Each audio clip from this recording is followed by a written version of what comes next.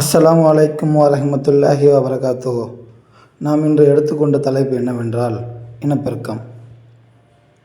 இஸ்லாத்தில் இனப்பெருக்கம், அதாவது குழந்தை பெறுதல் என்பது அல்லாஹ்வின் அருளாக கருதப்படுகிறது. இதை பற்றி குர்ஆனிலும் ஹதீஸ்களிலும் வழிகாட்டுதல் உள்ளது.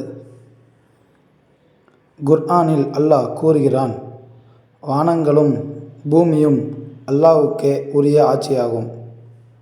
அவன் நாடியதை படைக்கிறான். அவன் நாடியவர்களுக்கு பெண் குழந்தையும் நாடியவர்களுக்கு ஆண் குழந்தையும் வழங்குகிறான், அல்லது ஆண்களையும் பெண்களையும் சேர்த்து வழங்குகிறான். மேலும் அவன் நாடியவர்களை குழந்தை இல்லாதவர்களாக ஆக்குகிறான்.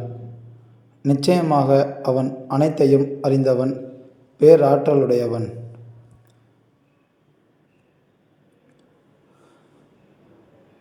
ஹதீஸ்களிலிருந்து முஹம்மது நபி ஸல்லல்லாஹு அலைஹி வஸல்லம் அவர்கள் கூறினார்கள், அன்பும் அதிக குழந்தை பெறும் திறனும் கொண்ட பெண்களை மணந்து கொள்ளுங்கள்.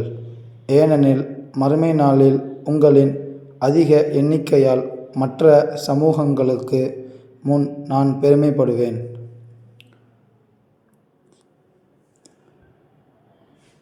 இதிலிருந்து நாம் கற்றுக்கொள்வது, குழந்தைகள் அல்லாஹ்வின் அருட்கொடை.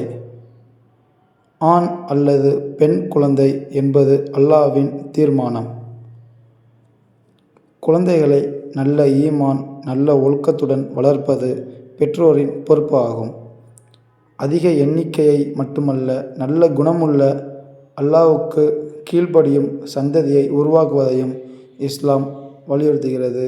நாமும் அதன்படி நடப்போம். ஆமீன். அஸ்ஸலாமு அலைக்கும் வரஹ்மத்துல்லாஹி வபரகாத்துஹு. Meet TV network subscribe, comment, share பண்ணுங்கள்.